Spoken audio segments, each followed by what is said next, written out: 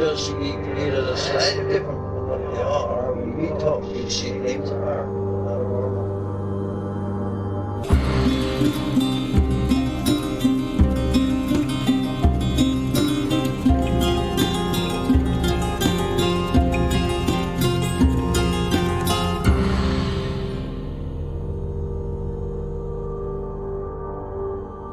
Welcome to Strange Familiars. If you've seen something strange, something paranormal, like Bigfoot, a UFO, or a ghost, and you want to share your story, you can email us strangefamiliarspodcast@gmail.com.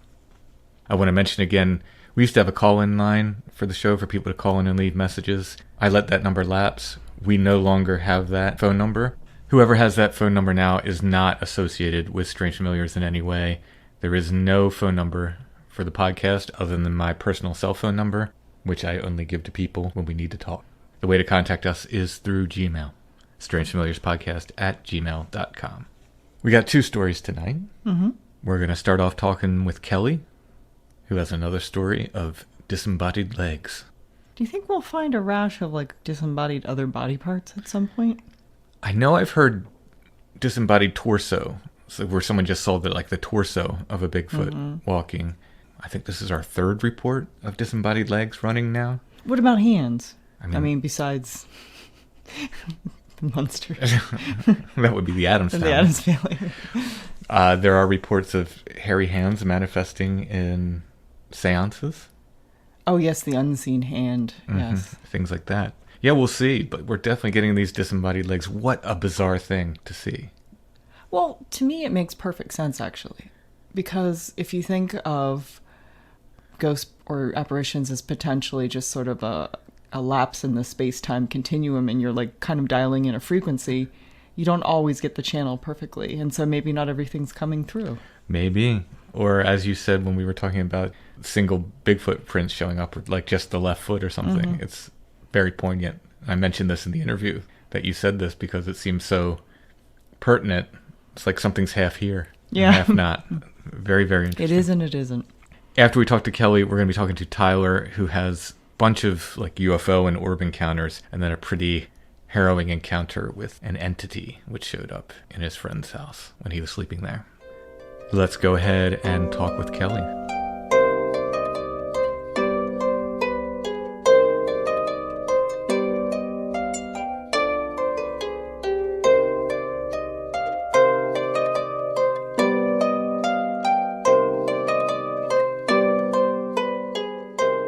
Tonight we're speaking with Kelly, who has a short story about disembodied legs for us. Really, really excited to get this because we've been getting a few other stories about this, Kelly. Just go ahead and give us as much background as necessary for the story, and no pun intended, walk right into it. Sure. So I was either 16 or 17, which, oh gosh, I didn't think to figure out the year. It would have probably been 2000. Maybe 2001. So right around there. But I grew up in Birmingham, Alabama, and my best friend lived in a little piece of land along a river that was also passed by a major interstate, I-65. And actually, no, it wasn't I-65. It's been so long since I've been there. No I worries. apologize. Oh, no worries. Anyway, the name of the road was Old Rocky Ridge Road, and you had to drive relatively slowly because it was very, very windy, to the point of if you were not careful, you were going to fly off the road. But I remember I was crossing over the bridge that went over the interstate, and right as I came off of the bridge, it was dark also. In my headlights, this little pair of legs ran across the road, just in the blink of an eye. It was so fast because, even though I was going slow for Old Rocky Ridge Road, I feel like it's still got to be really fast to, cross through the headlights of a car going even 20 miles per hour. Mm-hmm. But it was the headlights sort of hit it and lit it up. It was like a vaguely glowing green color, and it was like a little pair of very chubby cherubic type legs and a butt, which sounds so ridiculous. But I could see it in my mind's eye, and like I've thought about it, and like I visited Birmingham a couple times since I left the city, and I rode down that same road, and just, nothing happened. And it was just kind of like I remember going and like getting to my friend's house that lived off of that road and telling her, and I think she just laughed about it and was just kind of like, ha ha ha, oh, you're so silly, or, like whatever. Right. Because we were teenagers, and, we did a lot of silly things. So Yeah. I mean, it's a ridiculous thing that more and more people are contacting me about. Like not exactly the same as, Right. so some of them are saying hairy Bigfoot-like legs. Some of them are saying like human-like legs. And that now these green legs, now did they look like they belonged to a very short person? Yes. I mean, they weren't like stunted legs or anything. It looked like it would have been, oh gosh, like I want to say that it would have been like 2.5 feet tall, maybe. If you could see its whole body, or just No, the like legs. just the legs, Okay. and the bottom portion. Okay, gotcha. If it had the whole thing, I don't know, maybe like 4 foot, Okay. maybe a little smaller. It's so hard to judge, like how how do you know? Oh, yeah. Yeah, like I hope it isn't a problem. I called it into Monsters Among Us. No. That's I know you guys talk and stuff. Yeah. A couple years ago, and since then somebody wrote in a letter that said that they saw something similar, but it was the whole thing, and they thought it was a puckwudgie. But I really don't know. Yeah. But every time I hear a story on one of these podcasts that I listen to, yours included, where people talk about like disembodied legs, I am like, I get goose pimples, just chills. And it's not like it was a scary encounter or anything, but just sort of like this is the most ridiculous thing that has happened to me, but like other people have experienced similar things, and it's so validating to hear other people talk about it. Yeah, it's so, like I said, it's just so completely ridiculous that you wonder if it's not. So if there is some sort of intelligence behind this stuff, is this just a way to just simply to mess with people? Like let's show them this. No one will ever believe them, when they tell this story. It's so bizarre. So were the legs naked in appearance? Yeah, they were naked. I did not see any kind of private parts or anything, so I couldn't tell you. But I really feel like the one thing that stands out to me is the fact that it was in my headlights, but like I could clearly see like a rounded over top to it. It's almost like it wasn't like a gaping wound or anything, or it didn't fade out. It was like I saw the top of the bottom half of something. Oh, interesting. It was very weird. But then I also think a lot like while I was going over a bridge and I was next to a river and all of these other things, it just kind of feels like it adds up, and I don't know, like it feels important, but it doesn't mean anything at the same time. So like I don't know. That is the sort of element of the ridiculous that is sometimes baked into this stuff, I feel. Yeah. It's just, some people say trickster. I think that term gets thrown around pretty easily, so I tend not to use it, but I think there's a tricksterish element to it. The reason I don't use it is because I think people imagine there's like one thing playing tricks on people, but I think in general there's an element of that kind of tricksterish notion to this stuff where it just, is it and was that messing with you, or was that just like, was it just there and it just yeah. My last idea that I can think of, especially with halves of things, is like we talk about the lifting of the veil, and I don't think people mean it literally most of the time, but when we're talking about halves of things or disembodied like parts of a body, like whether it's a head or limbs or whatever, I mean, like it almost feels like there's literally a veil covering up the rest of it. Like we're only getting a peek of something because we've only tuned in or allowed to see or whatever just that little bit. Yes. And then, yeah. Yeah, my wife on a recent episode made a very astute observation. We were talking about single Bigfoot tracks found, or people will find just like just the right foot or just the left foot. Yeah. And she said, well, isn't that appropriate that it's half here and half not? And Yeah. and this is kind of like the same thing with what you saw. It's kind of half here and half not. Yeah. Very, very interesting. Very, very strange. Thank you so much for sharing that story. Well, thanks for taking it. I'm really excited to hear more whenever they get on the air or whatever. I guarantee we'll get more stories of people seeing the same thing. We always do. That's the most fascinating thing about the more bizarre the stories get, I'm more blown away as people say, yeah, I've seen that too, or something like it, you know? Yeah. So very, well, very thank you again. Oh, thank you for sharing. Thank you so much.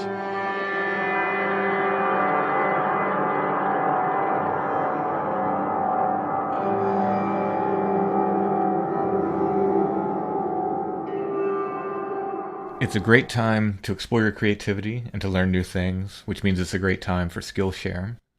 Skillshare is an online learning community with thousands of inspiring classes that can help you explore your creativity and keep you inspired. I actually just took a Skillshare class, Mastering Illustration, Sketching, Inking, and Color Essentials, taught by Josiah Jazza Brooks. So I'm already an illustrator. I already do illustrations. But it's always nice, I think, to check in and kind of brush up your skills or learn new skills. He did things a little bit differently than I did and actually came away with some ideas. Even though I'm already doing illustration, there's always room to learn and grow. I like the fact that it's not like a Zoom call that you have to get into at specifically 7 p.m. on a Monday night. It's like, I'm totally bored and I need something to help motivate me to get something done. I find watching other people talk about their skills or learn new skills is really helpful. They have tons of different topics over at Skillshare. You can get 2 months of unlimited access to thousands of classes for free. Get started and join today. You head to Skillshare.com/strange. You'll get unlimited access, thousands of inspiring classes, hands-on projects from a community of millions. Again, that's 2 free months of unlimited access to thousands of classes at Skillshare.com/strange.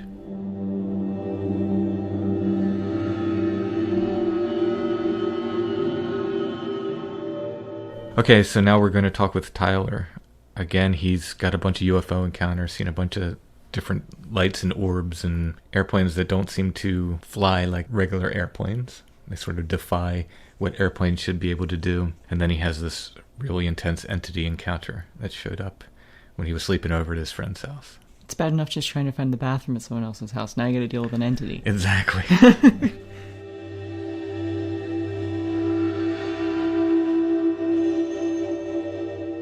Tonight we're talking with Tyler, who has a possible extraterrestrial encounter and some other stories to share with us. How you doing tonight, Tyler? All right. How are you doing? I'm doing pretty good. So, as comfortable as you're willing, when and where did this happen? You don't have to be specific if you don't want to get real specific. So, I live in central New York or upstate New York, depending on who you're talking to at the time. The earliest stuff happened around junior high, and that was just sort of lights in the sky type of deal. And I can go into that first. Yeah, start with the earliest stuff and we'll work toward the latest stuff. So I'd say the first ever thing, I was at a friend's house who he lives on the outskirts of the same city. And like, I wouldn't quite call it country, but it's definitely rural. Like right across the road, there's a farm with horses and that whole thing. Mm-hmm. No street lights type of deal. You're like out there. So we were outside just playing around at nighttime like kids do. And I'd say about 20 feet above our heads, we see this really, really bright light, but it's only shining in one direction. It comes from the woods over his house and then goes in a straight line across the road and then behind the tree line where we can't see it. And the really odd thing about this was it was coming from somewhere. There were 2 lights pointing straight forward, and they looked like car headlights. But they were a good, like I said, 20 feet above our heads. It made absolutely no sound as it moved over us, and being kids, we joked about it being the car from Harry Potter, because that's what it looked like. It looked like there was a car up there. Oh, wow. Did you see any sort of like craft or structure, or did you just see the lights? Just the lights. If there was a structure there, it was too dark to see it. I don't remember there being any stars out, so it might have been overcast. Not 100% sure if there was anything there. You could see what appeared to be headlights and the light coming from them. And that was the first encounter. And we didn't really think anything of it. We sort of played it off and joked about it, and that was about it. I'd say the second encounter was also at his house. A lot of these encounters happen at his house. There's a weird precedent for things happening out there. Mm-hmm. And people get weird, eerie feelings. Things go missing, that type of deal. You hear weird noises at night. But other than that, it's mostly harmless. And I'd say this was a couple years later. I was outside in the middle of the night, and he was inside going to the bathroom, and he was going to come back out, and we were going to go ghost hunting. We never caught anything except for orbs, and we were out in the country, so chances are it was pollen or bugs or that type of thing. So I'm out there, and from my right, a big, I'd say about the size of a yoga ball, sphere. It was bright red on the outside and a lighter pink almost on the inside, like a gradient sort of. Mm-hmm. It zoomed from, it's in the tree line, and it zooms in a straight line from my right to my left. And doesn't stop, it doesn't weave in and out of trees. It's extremely light, but it doesn't cast anything on the trees that it's going past. It doesn't kick up any leaf litter or anything like that. And I thought that was strange because it was fall and there were tons of leaves back there. You couldn't move without making a sound. About how far away was this one? I was right at the front of his house, and it was right behind, and his house butts right up to the woods. I'd say maybe 30 feet. Oh, it's close. That's pretty close. 25 to 30. I got a real good look at this thing. Wow. Now, how long before he came back out? I'd say 10, 15 minutes. Were you afraid at all, or just kind of amazed at what you saw? I was just amazed and a little bummed out that he wasn't there, because he probably thought it was a joke or something like that. Like, wow, I saw a light, even though we've seen things out there together. And like I said, there's this weird precedent for stuff happening out there. Right, yeah. He probably was like, oh yeah, he saw a big yoga ball floating around. It was like 4 feet off the ground too. It wasn't very high. Mm-hmm. But it just sort of at maybe a running pace went from my right to my left. Was there any bounce to the movement, or was it fairly straight? It was pretty straight. I would say it kept level with the ground. Mm-hmm. So when the ground dipped, it dipped a little bit. Gotcha. But other than that, no bounce or movement. It didn't have any shake to it like a person carrying a lantern or anything like that. Oh, no. Mm-hmm. And there's no way a person could make a beeline straight through those trees. Right, right. Because they'd have to weave in and out. But this thing, I didn't see it go through a tree. I didn't see like a tree half in or half out of it. It just went straight. So I'm not 100% sure how it could do that, but it did. Again, the next encounter is out at his house. This time, thankfully, I had my mother, his mother, and his sister as witness. We were out in his yard, and we were looking at, I think it was the Lyrid meteor shower. Mm-hmm. So it must have been sometime in April. We were in the back of a pickup truck that we'd laid sheets down in front of, and we were watching the meteor shower.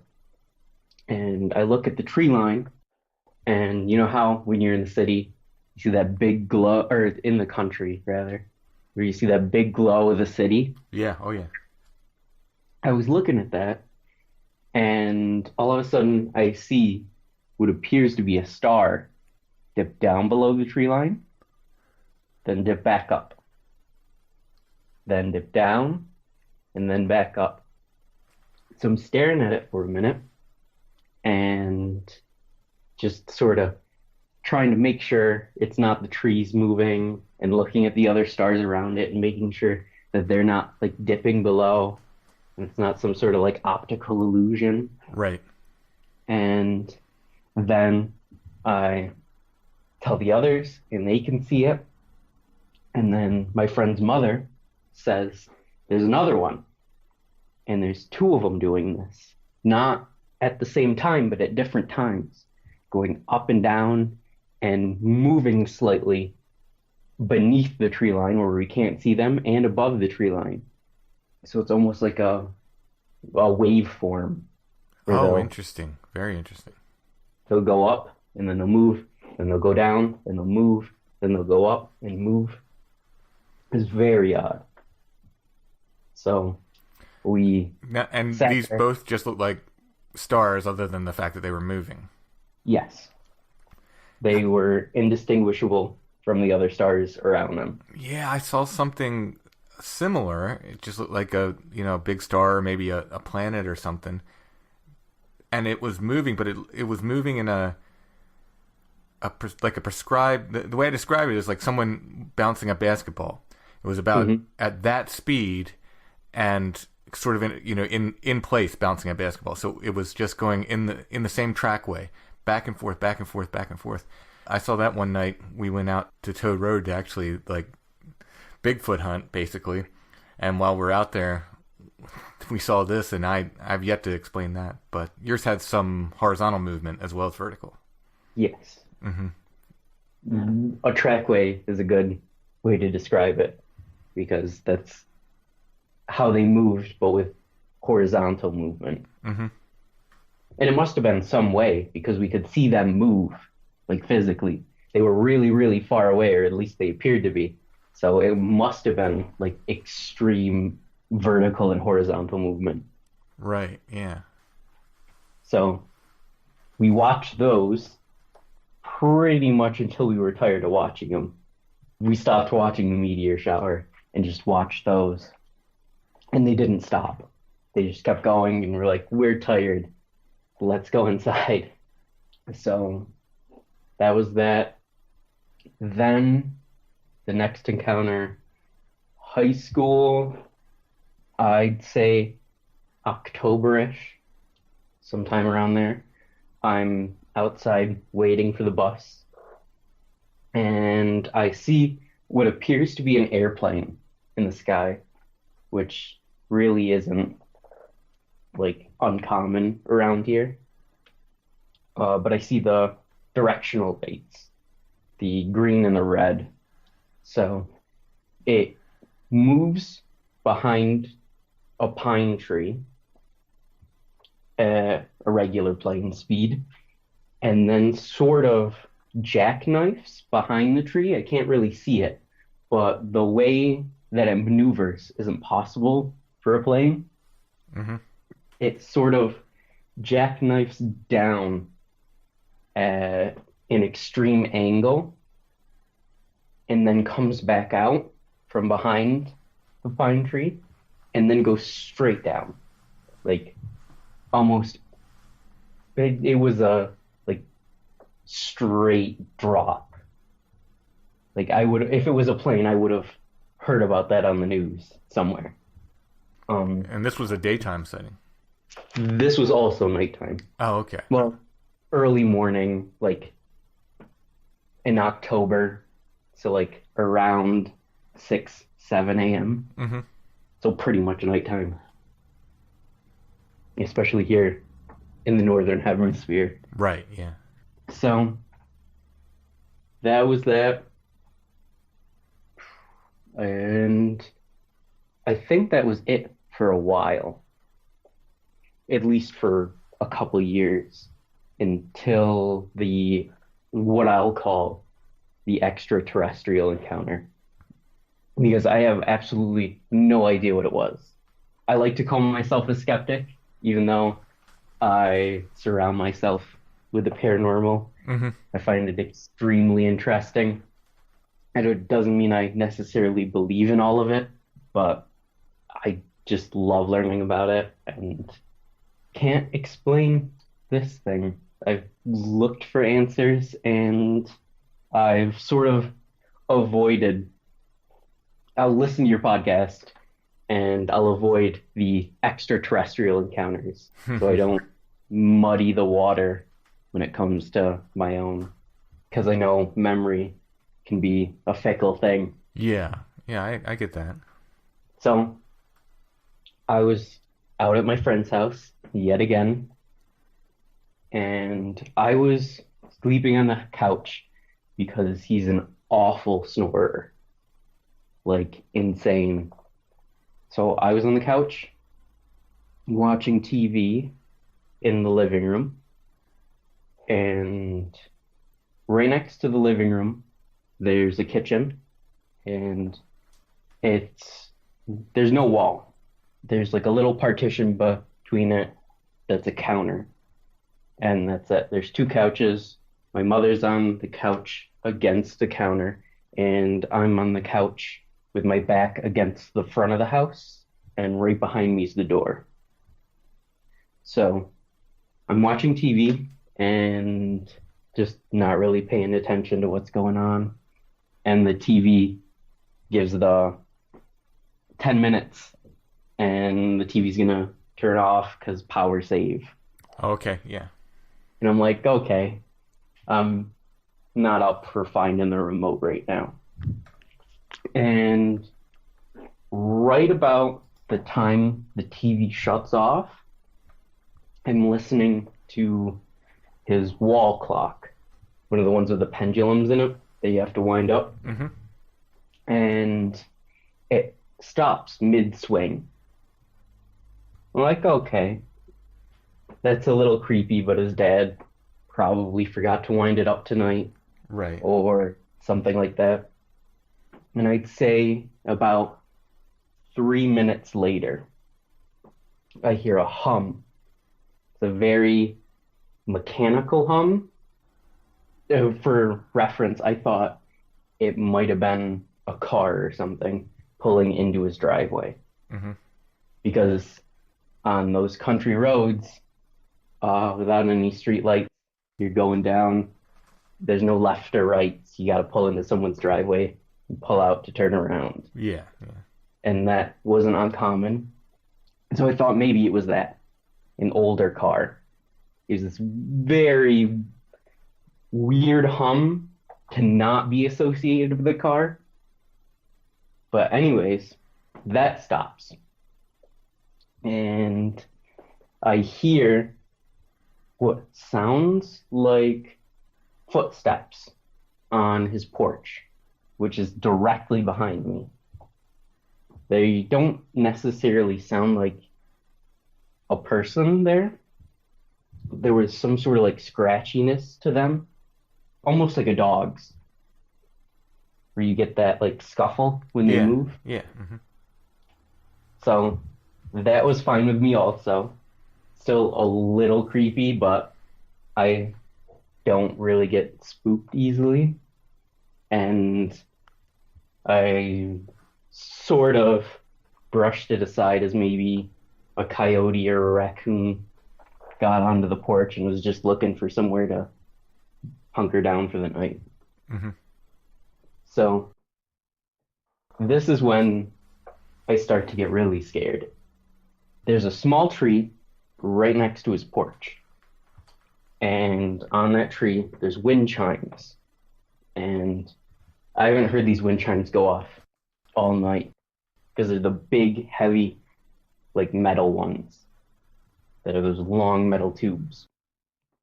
So all of a sudden, I hear them clank. It's not the, oh, something brushed up or the wind went through it. It's as if someone took two of them in their hands and twanged them together. It's a very different sound. Yeah, yeah.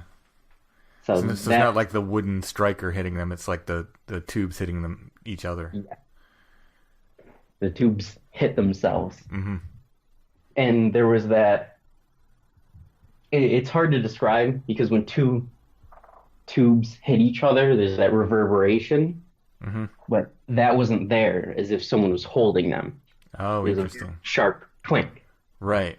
So they're not like, so they're not having that chance to ring out. Yeah. Yeah, being muted as if something's holding it. Mm. So that's where I started to freak out a little bit. I'm sitting there, just sort of on the couch, freaked out. Everybody in the house is asleep. And that's when I get this thing. It's really, really hard for me to describe, but I'll do it the best I can. It was that feeling you get when someone's looking at you, Mm-hmm. and then you turn around and someone actually is looking at you. Yeah. I got that from 4 different points outside of the house. So I'm there on the couch, and then all of a sudden, I feel like someone's looking at me from the front, back, and left and right of the house. Oh, wow. So it's almost as if I can feel someone there, but there's no way I could. So at this point, I really start to freak out. And I can feel something in my head. I know it sounds crazy, and for someone who claims to be a skeptic, it's real out there. But this is what I experienced. So it feels like there's someone else in my head, sort of looking around. And I'm screaming in my head, not out loud, but like in my head, as loud as I can to stop or get out or pretty much anything I can come up with at the time. Now, are you in a sort of sleep paralysis at this point, or are you fairly otherwise mobile? Like, I can move my head. And I have talked with some people, and they've said you can move your head with sleep paralysis, or you can't move your head with sleep paralysis. So I'm not quite sure. Mm-hmm. But as far as I'm concerned, I was awake. Right, yeah. Well, at the moment, as far as I'm concerned, because I'm not so sure now. No, I get it. These things are it's very hard to talk about them, and it's very hard to define these things. Mm-hmm. And I feel them rooting around in my head and scream as loud as I can at the top of my, well, not lungs, because it's all inside my head. But then all of a sudden, it stops. Everything goes quiet. I don't feel as if anyone's outside the house. And then I move my head to look in the kitchen because I feel that again, that there's someone there. And peering over the table are these 2 huge black eyes. And to sort of give you an idea, if you put your hand flat above the bridge of your nose. That's about how much of this thing I saw. It was like half of the eyes, like the eyebrows, and the top of the head. It was a very, very round head. There didn't seem to be any like blemishes or hair or anything like that. It was a little wrinkly, but just where you would get like the forehead wrinkles. And it had these really big eye sockets that I haven't seen in traditional alien sort of encounters Right. or depictions. Yeah, illustrations and so forth. Yeah, it was extremely white. Like, no, there was no mistaking, like, oh, maybe it was gray or it was this. And it had a glow. This, I equate it to that halo that the moon gets around it. Mm-hmm. It was very odd, just the glow around it. So as soon as I see this thing, it goes from what I'm assuming is a crouch, because it's behind the table, and goes from the crouch into a leap or a sprint straight out the sliding glass door. And that leads right to the backyard. And it does this either without opening or closing the back door, or it opened and closed it without making a sound. Did it pause as if to open it, or did it just go? It just went. Mm-hmm. So I'm not entirely sure what happened there. When it raised up or moved, could you get an estimate of its height? No, because it went straight from, it was almost like a sprinter. Mm-hmm.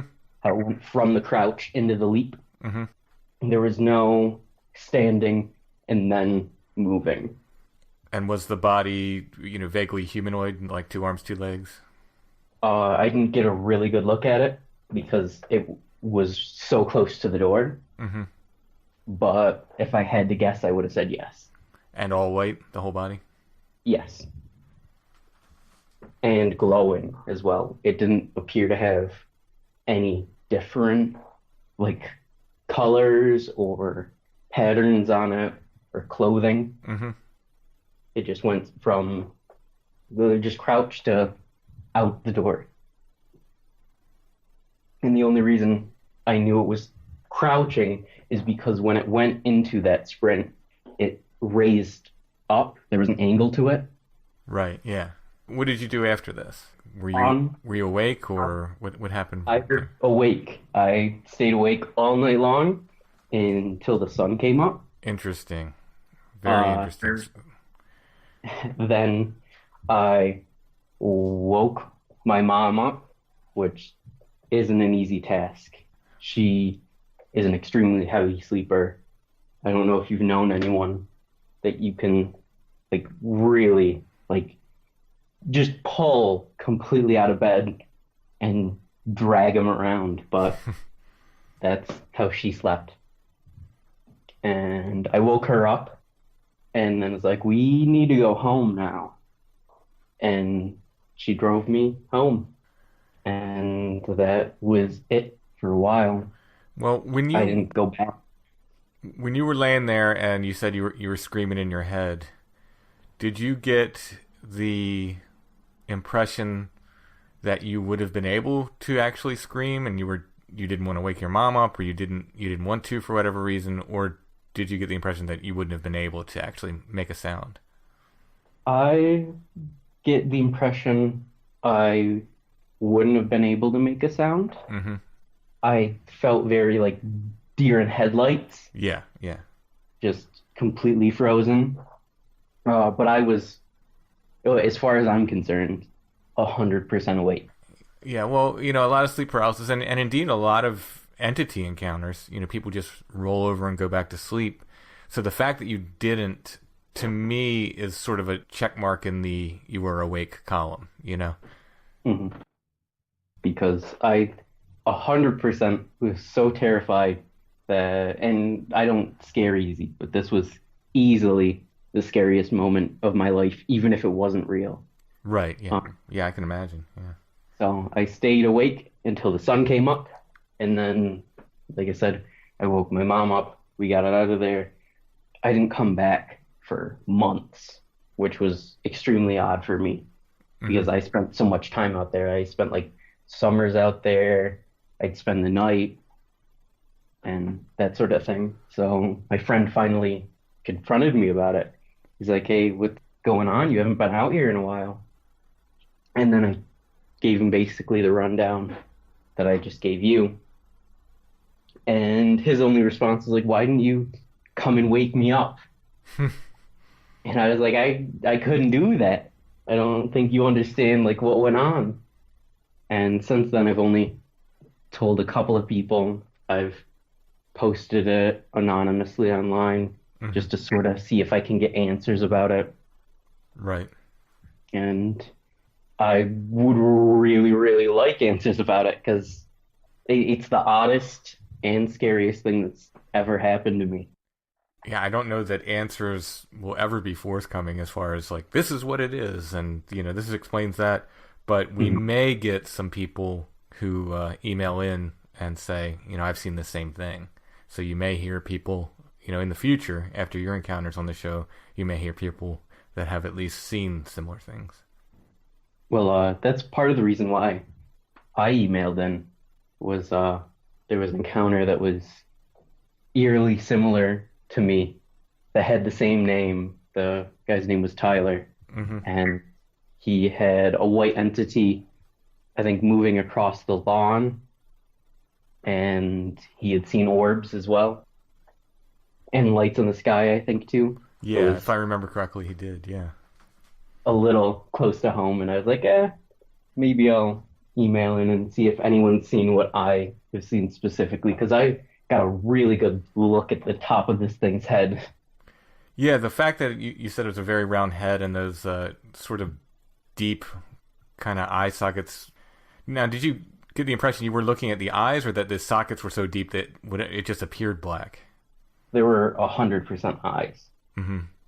Because the sockets were deep. It had like a very pronounced sort of brow ridge. The brow wasn't straight.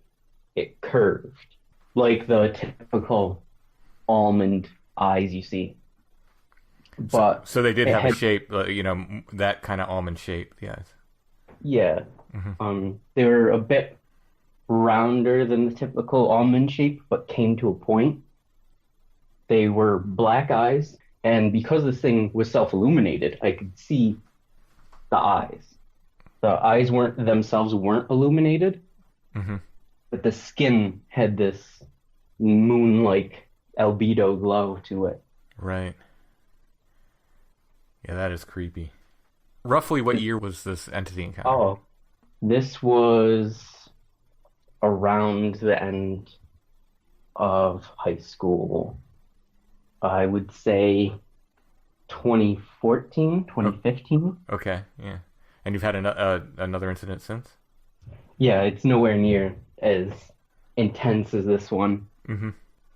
I saw the plane again. I call it a plane mimic because that's what it looks like. It looks identical to an airplane, but it was maybe, I'd say, 2 city blocks away from where I was when I saw it originally. The opposite direction. So if I was looking, I'd say just about north. This one was south. And it does the exact same thing that the other one did, except it goes straight up instead of straight down. It moves. Oh, and then there was nothing obscuring my vision this time. So I saw it make the jackknife turn. And it goes straight up. And that's it. Did it go so far up that it just eventually went out of sight? Yep. Huh. That's very interesting. And again, if it was a plane, I don't know what kind of plane it could have been or whatever, but it had the directional lights. It had the green and the red. Yeah, well, I mean, that's not unheard of, the, UFOs that supposedly, mimic the shape of planes and so forth, like, which is, as a witness, it just makes it go right out the window, because everybody's just going to say, well, you saw a plane. And then you try to explain, well, no, it wasn't. Yeah. And I'd say that's probably the number one reason for me not telling everyone I meet, oh, I saw like an alien in my friend's kitchen or Oh, sure, whatever. Is because they're like, oh yeah, whatever, and it sort of like discredits you to the person. Yeah, I mean, just because of what I do, I've become fairly fearless about, and usually it's just because I'm interested, even off air, I'm interested in if anybody's had any weird encounters in their life, so I'm pretty fearless about asking people now. But before I did this, as a fairly regular activity, as I do it, weekly, interviewing people and so forth, if not more often than that, I didn't tell anybody. I just kept my mouth shut about that stuff. I didn't, because it's just, you're immediately a weirdo or disbelieved in one way or another. Mm-hmm. So in your life, outside of this one encounter with this entity, whatever it was, have you experienced sleep paralysis before or after? No, Interesting. I've never experienced sleep paralysis. In fact, when I would go over to my friend's house, I wouldn't be able to sleep. Like even before this, Mm-hmm. I always had a tough time sleeping in places like unfamiliar to me. Sure, yeah. So I like when I would go out to his house, I like would sleep on and off one night and the other. Mm-hmm. So Now, did he or anyone else that lives there ever report anything strange that happened, like when you weren't there? yes, not what I would consider, or if we're putting things into boxes, not what I would consider extraterrestrial, Mm-hmm. but they've had a lot of paranormal stuff. When his sister was first born, well, not first born, but when they had just moved house and she was extremely young, his mom was getting ready to heat up a bottle for him, or for her rather, right in the middle of the night. And she walked through the kitchen and there was nothing there. So she fed her the bottle, came back through, and then stepped in something wet. And again, this is her retelling me the story, so I don't know how true it is. Well, yeah.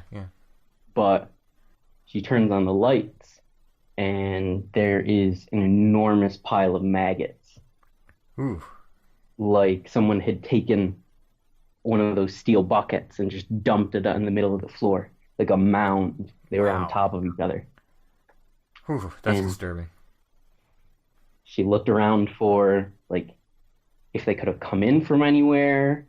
And when they cleaned them up, they tried to see if there was, like, a dead animal inside or, like, a mouse or something that had gotten into the house. And there was absolutely no reason for them to have been there.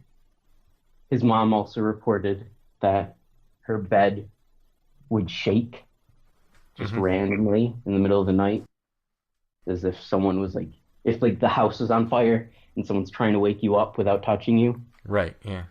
that sort of thing. One time when my mother was out there, she went to reach for the door handle because she was about to go home, and the door handle turned by itself. She got real freaked out and had to have my friend's dad go out with her to the car, I don't blame her. and he had a baseball bat just in case. Yeah, I don't blame her one bit on that. But that's I'm not surprised this other activity is happening around this property. It sounds like there's something, that has to do with this property. The fact that it takes the form of what appears to be, UFOs at some point, and then other times it's like poltergeisty stuff, doesn't really surprise me at all. It doesn't surprise me that they're all occurring in the same place. Do they still live on this property? yes. And you still visit? No, we sort of had a falling out a couple of years ago. Oh, that's a shame. Yeah, but it's just a very weird property. Yeah, it sounds Uh, like it. they believe that it has followed them. They said that their last house was haunted, and I'm like, that doesn't sound like a house haunting. That sounds like a person type of thing. Yeah, Um, yeah. I mean, sometimes poltergeist activity will follow people. Sometimes it is the people. I don't know. And then it's the big question mark, or are certain people just sort of attracted to these places where, yeah, even subconsciously they move from one place to another. But no, that's very, very interesting. I'm super interested. I'm hoping we'll get some more stories of encounters with whatever you saw. I do too, because this one has definitely stumped me. I don't know if it was sleep paralysis. I don't know if there was an alien. I don't know if it's a mixture of the two. I don't know. I told my friend's mom. She said it was a ghost.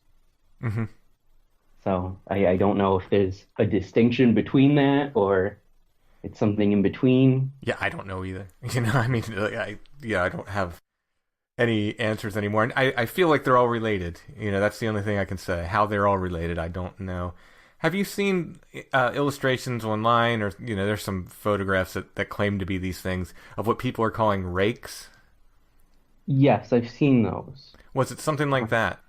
The top of the head was sort of similar, Mm-hmm. and how it's got the deep set eyes. Mm-hmm. The eyes were a very different shape. It was not how rakes appear emaciated. It looked very healthy for whatever it was. Oh, okay. I'm actually like attempting to paint it right now, like what I've seen. Mm-hmm. I think the closest anyone's ever got that like makes me uncomfortable is apologize if I get the name wrong, but David Huggins, I believe that's his name. He paints them too, Oh, okay. and he's got a whole story about how there's like hybrids that take him out into the woods and do stuff to him, and it's a bit out there for me. I Who wants to think say? I've run across the story before, or else somebody might have pointed me to his story before, I think. Mhm. Because that sounds But familiar. Because he paints those, the entities that he has relationships with, I think, right? yes, but Okay. there are smaller ones that look sort of like the traditional grays, and I think they have like coveralls on, and they look very similar, but without the socket. Mm-hmm. Well, if you get the painting And done and you want to share it with us, let me know. We can share it with everybody. yeah, I'll definitely do that. I'm not the greatest painter in the world. I don't think I'm even very good, but I'll definitely get it out there just to see if Yeah, well, but people you're the one who will. saw it, so you may be the best person to translate it. Yeah. Well, thank you. Mm. Tyler, thank you so much for sharing your stories. Yeah, thank you for having me on.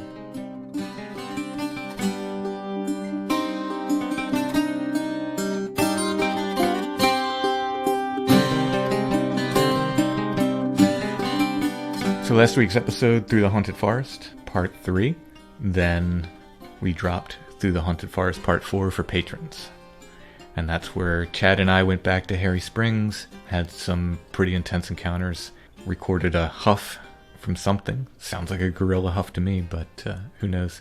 We saw some lights and a shadowy figure. Then we drove on up to Big Pond Furnace, which is, I don't know, half-mile away from Harry Springs. We went up there just to check out the iron furnace because, I'm interested in these iron furnaces and expected our night of spookiness to be over. But Chad went one way and I went the other way, kind of walking away from the furnace while he walked towards it. And something right ahead of me snapped a tree, a big old tree, turned me right around. That was a patron episode, Through the Haunted Forest, Part 4. You get to hear all of that and close to 60 other patron episodes whenever you sign up. Patreon.com/strangefamiliars. There's all different levels of support there, from the basic level where you get the bonus episodes every month to getting things like t-shirts and stickers and pins and copies of my books and more. Check it out at patreon.com/strangefamiliars. If you don't like the idea of a monthly subscription like Patreon, you can go to strangefamiliars.com, look in the show notes under any episode, look for a paypal.me link. You can click on that and leave a one-time donation. Everyone can help by sharing the show on social media, by liking and subscribing wherever you're listening, and by leaving us those nice 5-star reviews, which helps get the show in front of new potential listeners.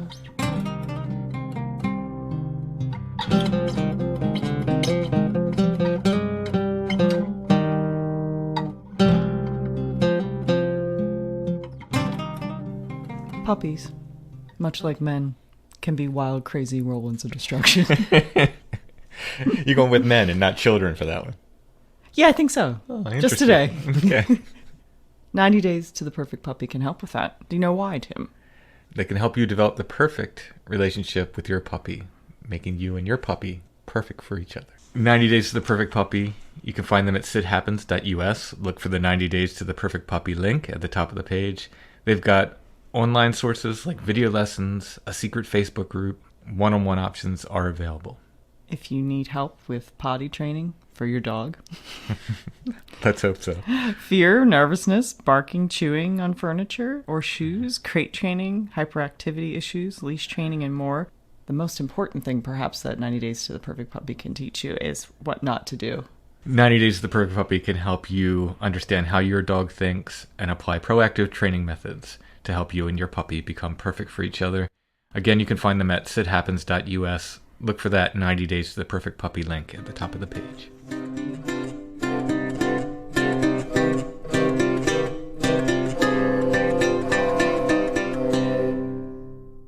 I want to thank Taria K for her PayPal donation. Thank you so much. This is a huge help with the show.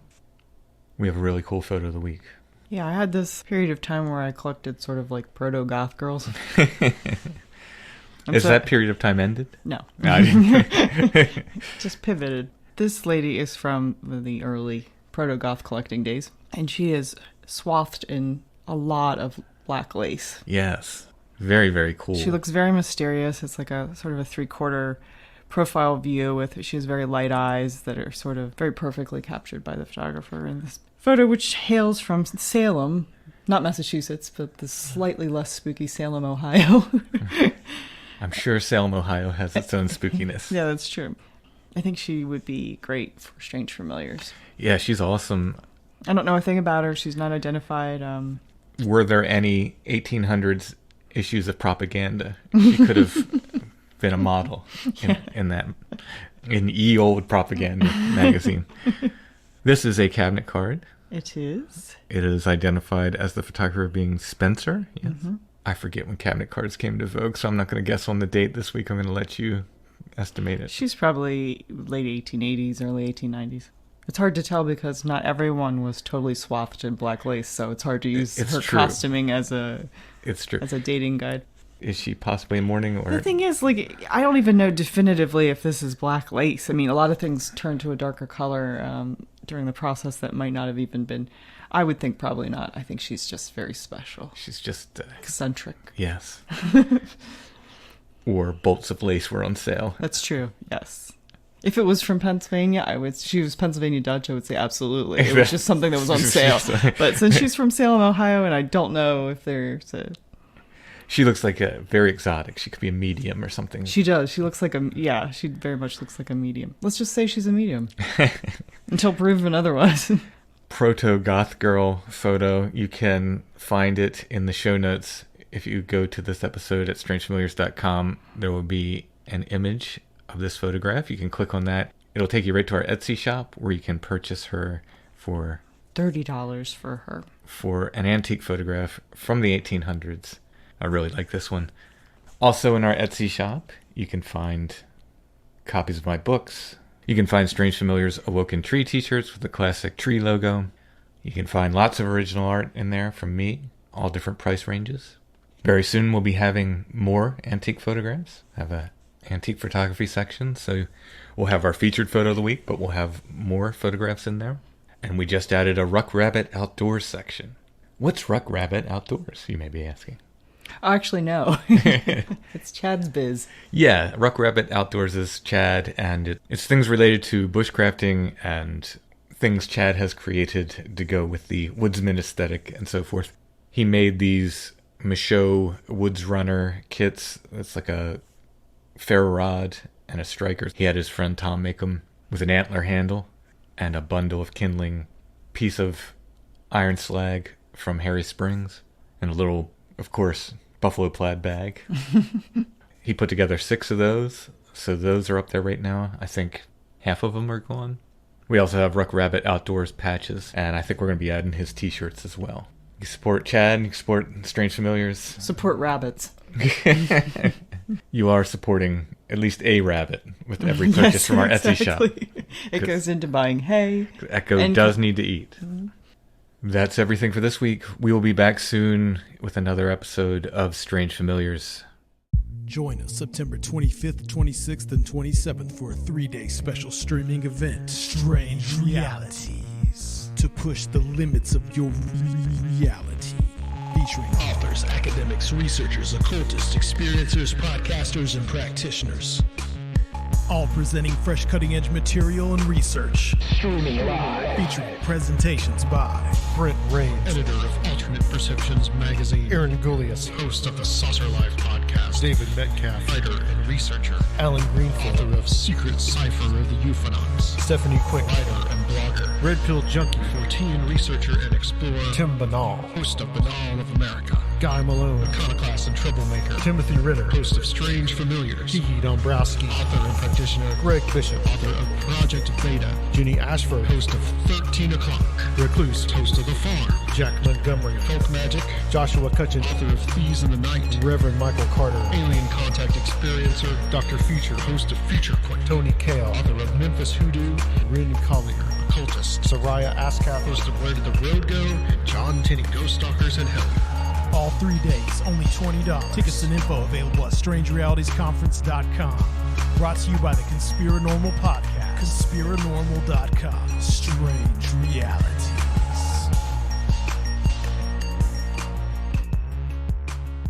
Strange Familiars is a production of Dark Holler Arts, music, books, art, podcasts, and more. darkhollerarts.com. Intro and background music is by Stone Breath. Go to stonebreath.bandcamp.com for more. We're on Facebook, facebook.com/strangefamiliars, where you can also join the Strange Familiars Gathering group, and we are on Instagram @strangefamiliars.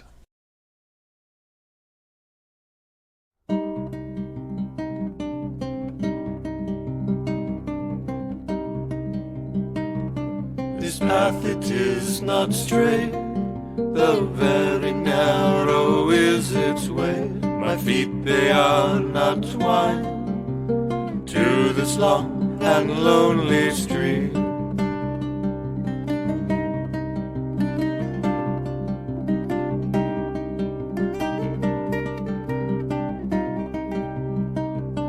Step by step, the winding way through broken heart to break of day, through soaking rain and burning sun. Follow the hum.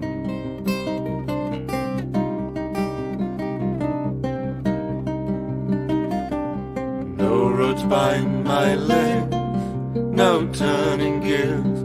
Hold my time, I stop at every well. Sing a song, then start again.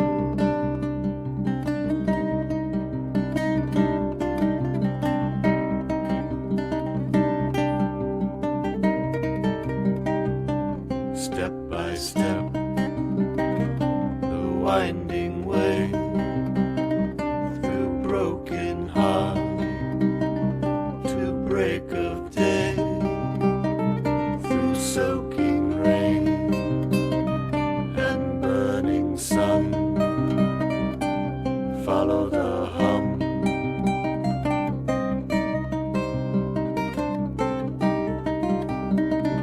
I walk a scarecrow's way through haunted fields and holy wood. My My hands, they are not nailed onto some ancient tree.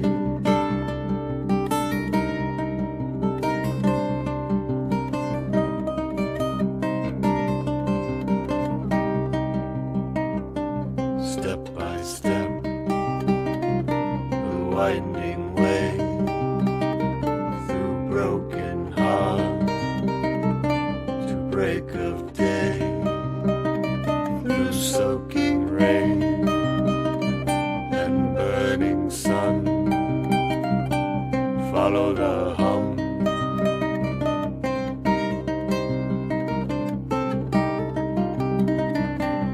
I'll pray where I may, I will write my own hymns. I am not yet hanged, I will carve my own room.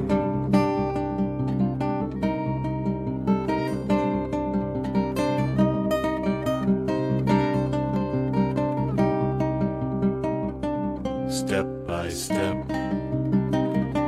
the winding way through broken heart to break of day, through soaking rain and burning sun. Follow the hum.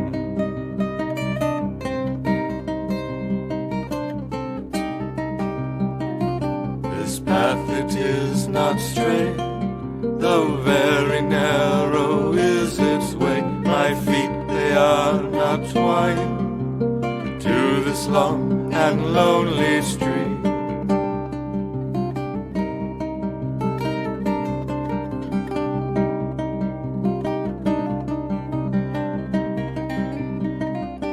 Step by step, the winding way through broken heart to break of day, through soaking rain and burning sun. Follow the hum, follow the hum, follow the hum, follow the hum, follow the hum.